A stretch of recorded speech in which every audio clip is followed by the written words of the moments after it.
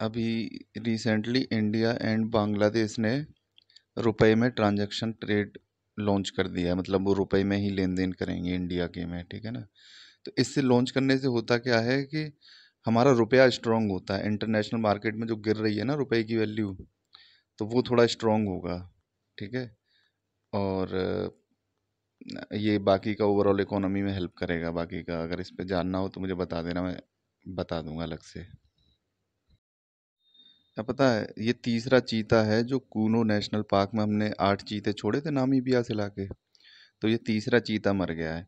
तो ये किस लिए मरा है? ये टेरिटोरियल फाइट की वजह से मरा है। इससे पहले जो मरा था वो इन्फेक्शन की वजह से कुछ मरा था।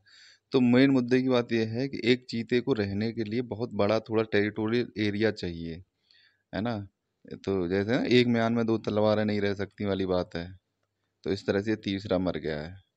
ठीक है, तो ये बहुत ही सीरियस बात है। अब इनको थोड़ा रिलोकेट करना चाहिए गवर्नमेंट को। सोचना चाहिए यार, हम लेके आए हैं तो इनको बचाना तो है। और समझने की बात ये है कि कूनो नेशनल पार्क तुम्हारा है कहाँ पे है, तो ध्यान रखना एमपी में है।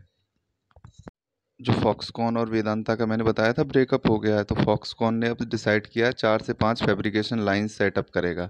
4 से 5 प्लांट ऑल ओवर इंडिया में लगेंगे।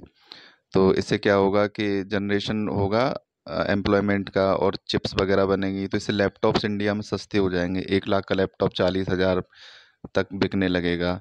और प्लस इससे बस ये हुआ है नुकसान कि जो मैन्युफैक्चरिंग है चिप्स की वो 2025 तक जैसे स्टार्ट हो जानी चाहिए थी, तो वो अब 1-2 साल लेट हो जाएगी, ठीक है ना। ये नुकसान है बस, और बाकी का अच्छा हुआ है जो भी हुआ है।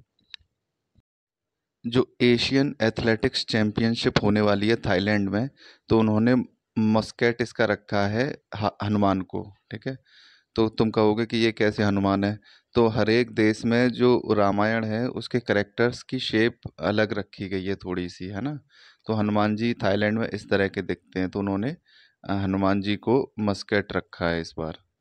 और ध्यान रखने वाली बात है, एशियन एथलेटिक्स चैंपियनशिप कहाँ हो रही है? थाईलैंड में हो रही है, ठीक है, रिमेंबर दिस।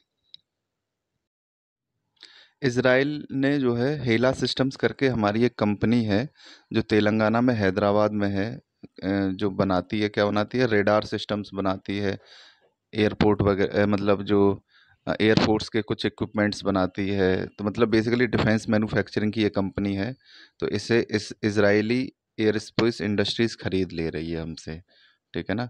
तो ऐसा नहीं है कि कंपनी उठ के विदेश में चली जाएगी, रहेगी ये तेलंगाना में ही, लेकिन इसको ऑपरेट जो करेगा वो इजराइल करेगा, प्लस कुछ टेक्नोलॉजी भी इन्फ्यूज़ करेगा, प्लस जो प्रॉफिट्स जो अर्न करेंगे वो सब इजराइल के लिए जाएंगे। लेकिन हाँ, एम्प्लॉयमेंट इंडिया में जनरेट होगा, और हो सकता है कि कुछ एक्सपर्ट्स वगैरह वहाँ से इजराइल से आएँ, तो ये एक अच्छी न्यूज़ है। और ओके, देखो चंद्रयान 2 हमने लास्ट टाइम लॉन्च किया था।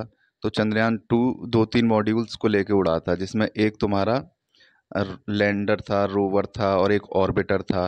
तो लास्ट टाइम ऑर्बिटर तो सही तरह से हमने सेटअप कर दिया था, मून के चारों ओर वो चक्कर लगा रहा है। लेकिन लैंडर जो है मून के सरफेस से 4-5 किलोमीटर ऊपर जाके ही उसमें कुछ खराबी आ गई, वो क्रैश कर गया था। तो ध्यान रखना, हम ये जो लैंड करवाने वाले थे तो वो सामने की तरफ नहीं करवाने वाले थे, वो पीछे की साइड में डार्क एरिया में लैंड करवाने वाले थे, इसलिए प्रॉब्लम्स आई थी। और दूसरी बात यह है कि LMV-3 क्या है? ये जो हमारा GSLV था ना, उसी का नाम बदल के हमने लॉन्च व्हीकल Mark 3 कर दिया है, ठीक है ना। LMV-3 मिशन 3 होगा ये, या मिशन 4, में ध्यान नहीं है।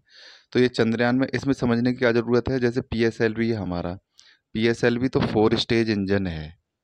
लेकिन जिसमें 4 स्टेज में कौन कौन सी है? पहली सॉलिड स्टेज है, फिर लिक्विड है, फिर क्रायोजेनिक स्टेज है। लेकिन इसमें लॉन्च व्हीकल Mark 3 में, जो कि GSLV है, 3 स्टेज व्हीकल है। पहली सॉलिड स्टेज है, दूसरी लिक्विड स्टेज है, तीसरी क्रायोजेनिक स्टेज है, ठीक है। तो जो सॉलिड स्टेज है इसमें HTPB, ये तुम्हारा वो यूज होता है, ईंधन, ठीक है ना। तो ये सभी जगह यही यूज होता है, ठीक है। तो इस बार केवल हम लैंडर और रोवर भेज रहे हैं, और रोवर का नाम शायद प्रज्ञान है, मुझे पता नहीं है, थोड़ा ये देख के बता देना, ओके। चंद्रयान 3 14 जुलाई को लॉन्च होने वाला है, ध्यान रखना। और बेस्टाइल डे भी मैंने लास्ट टाइम बताया था 14 जुलाई को ही है, जब मोदी फ्रांस में होगा उस टाइम। अब ये क्वेश्चन आंसर्स आए हैं कुछ। The reason why 11 July is chosen as world population day. तो 11 जुलाई को वर्ल्ड पॉपुलेशन डे क्यों मनाते हैं हम? क्योंकि 1987, 11 जुलाई 1987 को वर्ल्ड की पॉपुलेशन 1 बिलियन पीपल हो गई थी। वो सॉरी 5 बिलियन पीपल हो गई थी। ठीक है। और 1 बिलियन कब हुई थी ये मुझे कमेंट करके बता देना, मुझे भी नहीं पता है। It was on the date in 1987 कि जब हमारी पॉपुलेशन 5 बिलियन हो गई थी। और चौथा क्वेश्चन है, बाकी के तो बेकार हैं। And this is the only Indian state to have sex ratio at birth above 1000। तो ये सेक्स रेशियो एट बर्थ की बात चल रही है इस समय। ओवरऑल इंडिया का तो 919 है ना। ओवरऑल इंडिया की बता रहा हूँ मैं कितना कम है। लेकिन त्रिपुरा एक ऐसा अकेला स्टेट है जिसका 1000 से ऊपर है। ठीक है। और उसके बाद आते हैं दिस माइलस्टोन इन ह्यूमन। अच्छा, हम 8 बिलियन पॉपुलेशन हमारी कब हो गई थी? तो 15 नवंबर 2022 पिछले साल हुई थी ये। ठीक है। तो इसको समझने की ज़रूरत है। ठीक है। और one of the 3 major factors included in population growth. तो 3 ही फैक्टर हैं जो पॉपुलेशन ग्रोथ को होते हैं: birth rate, death rate and international migration. Internal migration नहीं आता है, ध्यान रखना। कोई घर में 2 लोग रह रहे हैं, एक कमरे से दूसरे कमरे में चला जाए तो उस घर की पॉपुलेशन नहीं बढ़ती है। तो इंटरनेशनल माइग्रेशन पॉपुलेशन ग्रोथ करती है। ठीक है। और दूसरा क्वेश्चन इसमें कहता है कि टॉप 10 कंट्रीज़ में कौन से 2 देश आते हैं? तो टॉप 10 में मैं वैसे बता दूं, इंडिया है, चाइना है, यूएसए है ना, इंडोनेशिया है, ब्राज़ील है, फिर उसका इंडिया, उसका यूपी आता है। इस तरह से कंट्रीज हैं। ये टॉप 5 तो एटलीस्ट याद होनी चाहिए तुमको। ओके। एक भारत रत्न मिला था एपीजे अब्दुल कलाम को, तो उन्होंने एक लाइन कही थी: almost half of the population of world lives in rural regions and mostly in the state of poverty. मतलब आधे लोग गरीबी में रहते हैं और आधे ही लोग जो गरीबी में रहते हैं वो गांव में भी रहते हैं। ऐसी बात है, कुछ समझ लेना इसको, है ना।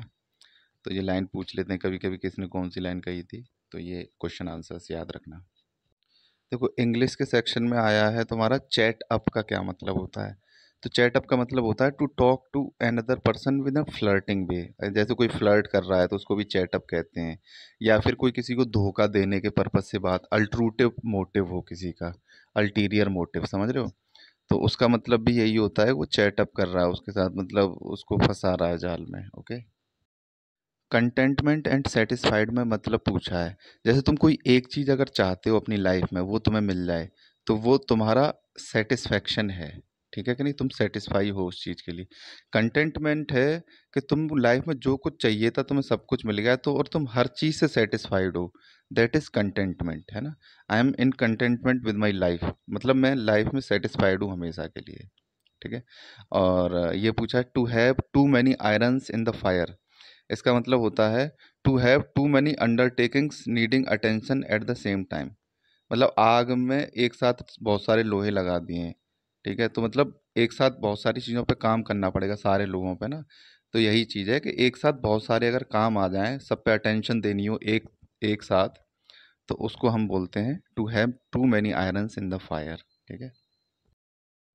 बी फडल किसका मतलब क्या होता है? बी फडल का मतलब होता है डल, मडल, है ना, स्टूफीफाई। मतलब कोई आदमी दारू पी ले तो उसका माइंड कैसा होता है? बी फडल माइंडेड हो जाता है वो, है ना। कोई आदमी पे अटेंशन नहीं कर रहा है किसी रीजन से, तो वो बी फडल माइंडेड है। तो बी फडल का मतलब होता है जिसका दिमाग ठिकाने ना हो वाली बात है। और एक स्पिंस्टर का मतलब पूछा है। स्पिंस्टर एक ऐसी औरत होती है जिसकी शादी नहीं हुई होती है, मिडिल एज्ड वूमेन बेसिकली। जैसे 40 साल की हो और उसकी शादी नहीं हुई हो तो उसको हम स्पिंस्टर बोलेंगे। ओके। तो ये ध्यान रखना।